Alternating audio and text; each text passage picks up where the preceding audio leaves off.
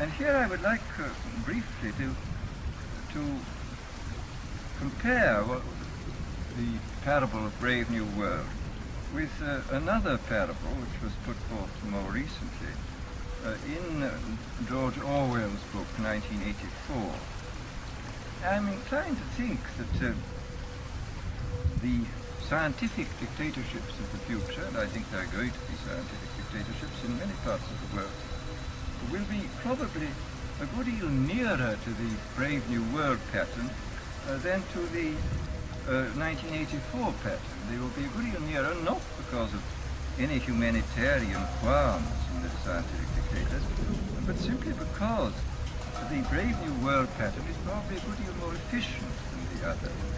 If you can get people to consent to the state of affairs in which they are living, the state of servitude, the state of being, well, it seems to me that the nature of the ultimate revolution with which we are now faced is precisely this, that we are in process of developing a whole series of techniques which will enable the controlling oligarchy, who have always existed and presumably always will exist, to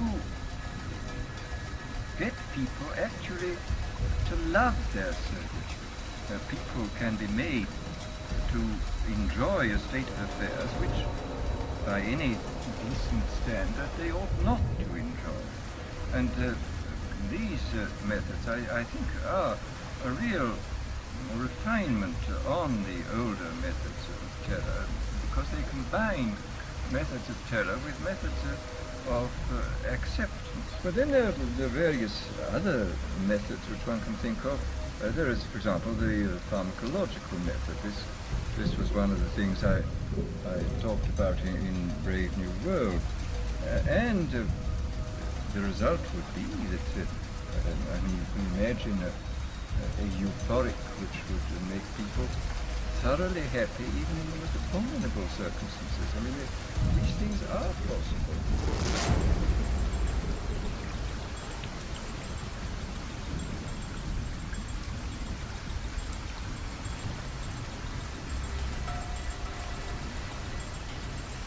A part of that plan, of course, is to induce the gradual surrender of American sovereignty, piece by piece and step by step, to various international organizations, of which the United Nations is the outstanding but far from the only example. Now, here are the aims for the United States. 1.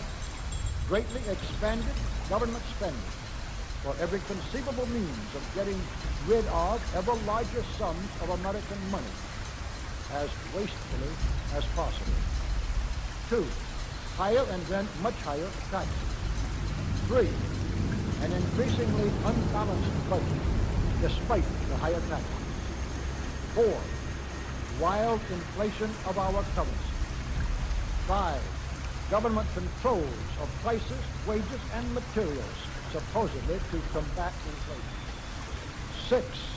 Greatly increased socialistic controls over every operation of our economy and every activity of our daily lives. This is to be accompanied, naturally and automatically, by a correspondingly huge increase in the size of our bureaucracy and in both the cost and reach of our domestic government. 7. Far more centralization of power in Washington and the practical elimination of our state lines.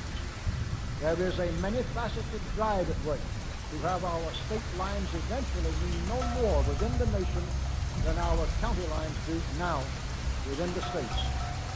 8. The steady advance of federal aid to and control over our educational system, leading to complete federalization of our public education. 9. A constant hammering into the American consciousness of the horror of modern warfare, the beauties and the absolute necessity of peace. Peace always on communist terms, of course. And 10, the consequent willingness of the American people to allow the steps of appeasement by our government which amount to a piecemeal surrender of the rest of the free world and of the United States itself.